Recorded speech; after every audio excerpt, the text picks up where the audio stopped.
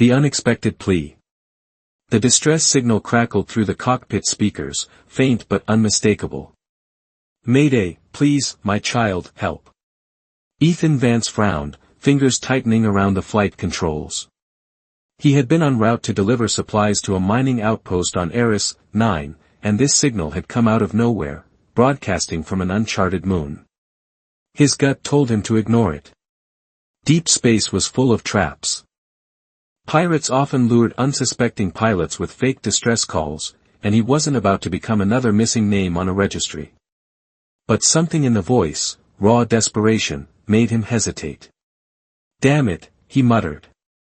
After a brief internal war, he adjusted his course, angling toward the small moon below. A ghostly world. The descent was rough, the atmosphere thin and unstable. His thrusters sputtered against violent crosswinds as he guided the ship toward the distress beacon's source, a crumbling ruin in the middle of a desolate valley. As he touched down, the scanners picked up movement. Ethan grabbed his sidearm and lowered the ramp, stepping into the cold twilight. "Hello?" No answer. Just the whisper of the wind over jagged rock formations. Then, a shadow moved. He spun, weapon raised, as a figure staggered from behind a collapsed structure. A woman. But not human. Her skin shimmered with an iridescent silver hue, patterns shifting like liquid metal beneath her flesh. Her eyes, deep violet and glowing faintly, were wild with fear. "Please," she gasped, clutching her side.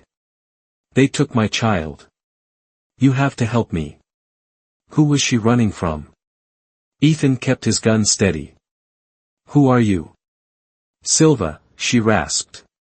"My son, Kalen, he's in danger." His gaze flicked to her injuries, deep gashes along her arms, her breath coming in shallow bursts. "Who did this to you?" "Humans," she whispered. "They took him.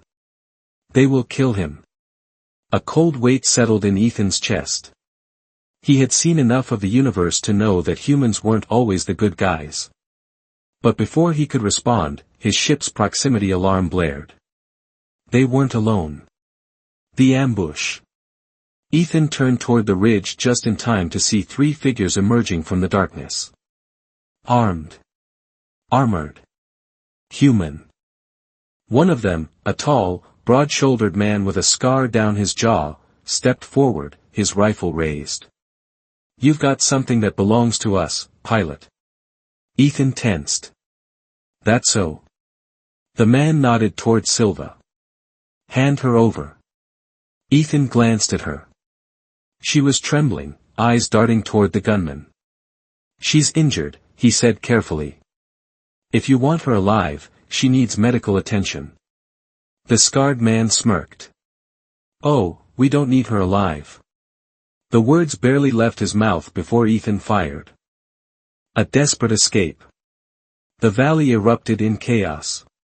Silva lunged sideways as Ethan's shot hit the lead gunman square in the chest. The other two opened fire, bullets sparking against the metal plating of his ship. Ethan grabbed Silva's arm. "Move." They sprinted for the ship's ramp, gunfire trailing them. As they dove inside, Ethan slammed his fist against the control panel. The engines roared to life, thrusters kicking up dust as the ship lifted off. The remaining gunmen scrambled for cover, firing wildly, but it was too late. The ship shot into the sky, leaving them behind. Nowhere left to run. Silva collapsed into the co-pilot's seat, clutching her wounds.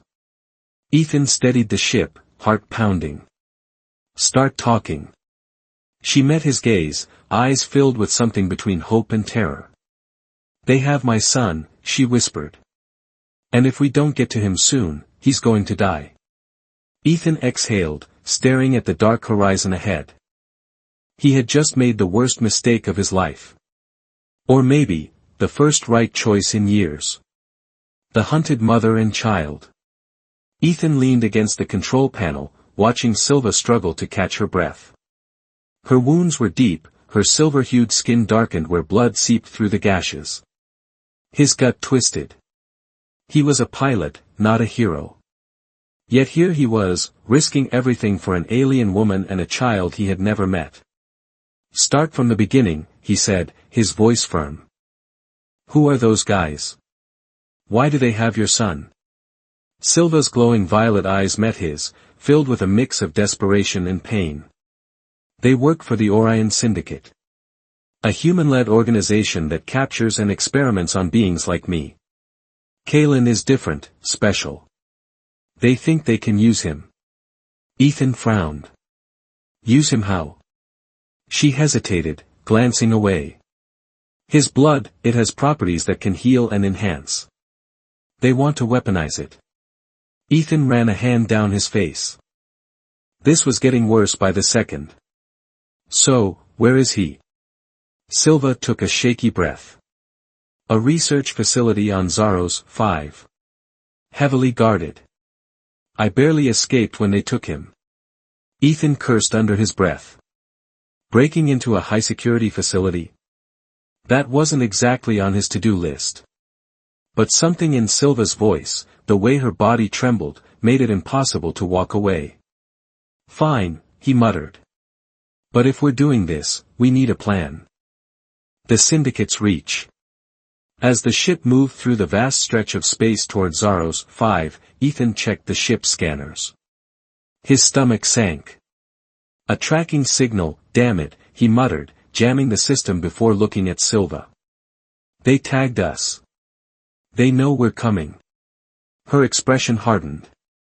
"They won't stop until we're both dead." Ethan's fingers tightened around the flight controls. "Then we'd better make sure we get to Kalen first. A dangerous ally."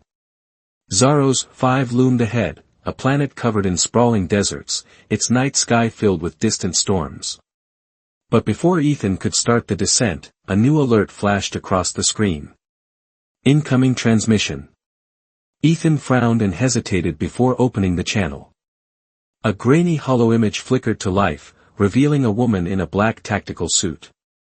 Her dark eyes were sharp, calculating. "Who the hell are you?" Ethan asked. "Lena Vale," she said flatly. "And you just made a very big mistake." Silva's breath hitched. "She's one of them." Lena smirked. "Not exactly. But if you're planning on storming Zaros 5, you're going to need help." Ethan narrowed his eyes. "Why should we trust you?" Lena's expression turned grim. "Because I used to work for them. And if you go in alone, you're already dead." The infiltration plan. Reluctantly, Ethan allowed Lena to dock her small fighter with his ship. When she stepped aboard, her presence immediately filled the room with tension. "Kalen is being kept in sublevel 3 of the facility," she explained, pulling up a holomap. "He's under constant surveillance, and they're preparing to transfer him off-world in less than 24 hours.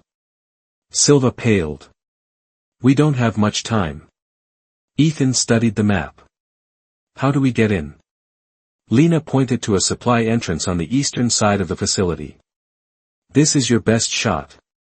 But once you're inside, you'll have to act fast." Ethan exhaled. "This is suicide."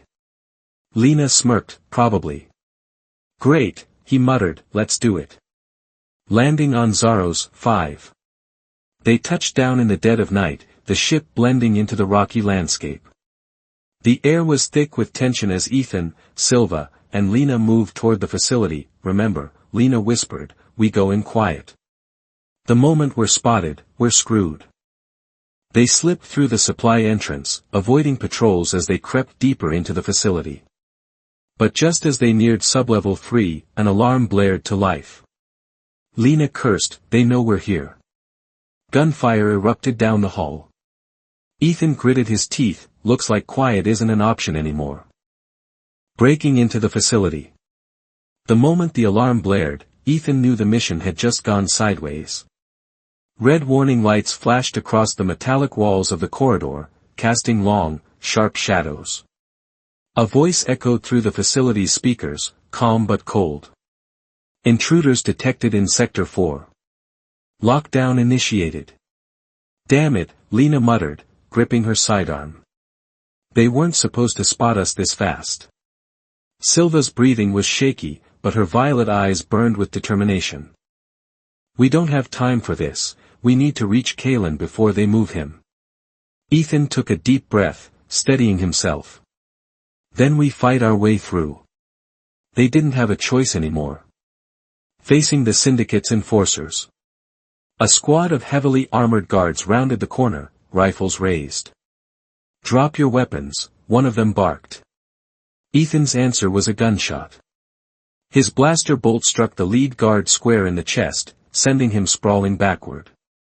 Before the others could react, Lena fired 2 precise shots, taking down another. Silva, despite her injuries, raised a hand. A faint pulse of energy rippled from her fingertips, sending a guard flying against the far wall. Ethan's eyes widened. Remind me never to get on your bad side. Keep moving, she said, voice tight with urgency. They sprinted down the corridor, gunfire chasing them. Secrets of Sublevel 3. They reached an access panel, and Lena immediately began bypassing the security system. Her fingers danced across the screen, hacking into the locked door that led to Sublevel 3. Hurry up, Ethan growled. If you think you can do it faster, be my guest, she snapped back. Silva pressed a hand against the wall, eyes fluttering shut. Kalen is close, she whispered. I can feel him. Finally, with a sharp beep, the door slid open. The air inside was sterile, cold, and eerily quiet. Let's go, Ethan said, stepping inside. The child behind the glass. They moved carefully through the dimly lit hallway, passing rows of glass containment cells. Each cell held an alien, some unconscious, others weakly pressing against the glass, their eyes filled with silent pleas for help. Silva's expression darkened. So many. But then, she froze, Kalen. Her voice broke as she ran toward a cell at the far end. Inside, a small boy, no older than 5, sat curled up on a steel cot. His silver skin shimmered faintly, his deep violet eyes glazed with exhaustion. When he saw Silva, his lips parted in shock. Mother? She pressed her hands against the glass. I'm here, my love. I'm here. But before she could even think about breaking the door open, the facility's lead scientist stepped into the room. Dr. Halden's cruel ambition. Dr. Halden was a tall, gaunt man in a crisp white lab coat. His eyes, cold and calculating, flicked between Silva, Ethan, and Lena. I was expecting you. His calm demeanor sent a shiver down Ethan's spine.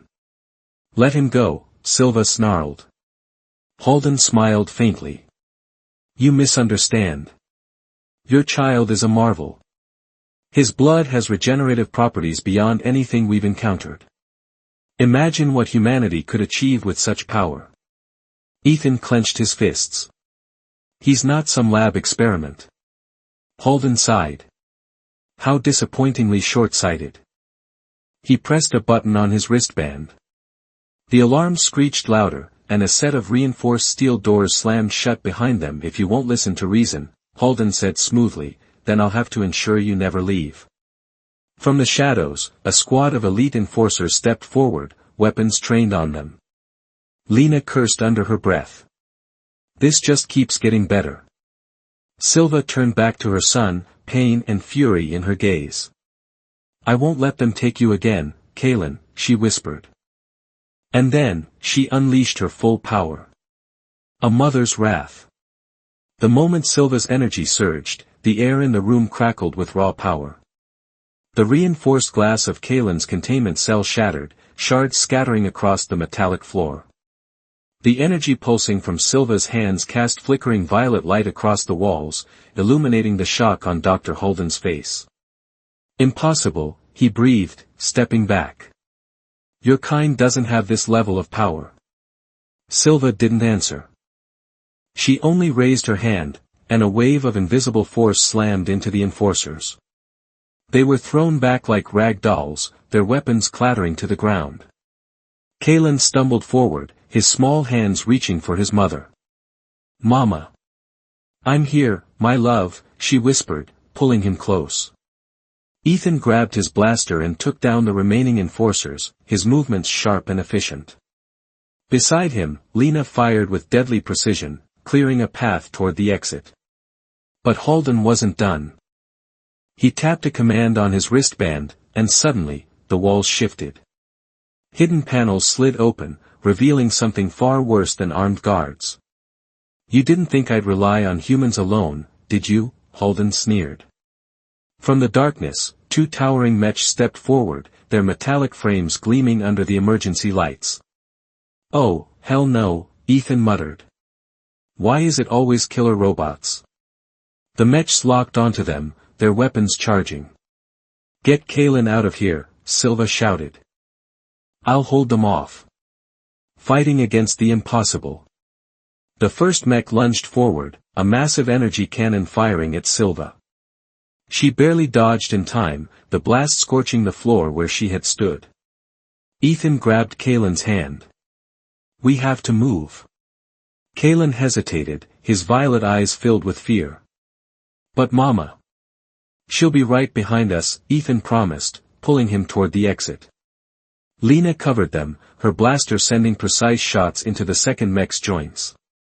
But it wasn't enough. The machines were too advanced, their armor deflecting ordinary weapon fire.